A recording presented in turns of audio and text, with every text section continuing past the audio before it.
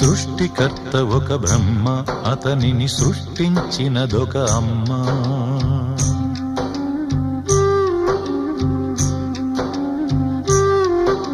సృష్టికర్త ఒక బ్రహ్మ, అతనిని సృష్టించినదొక అమ్మ.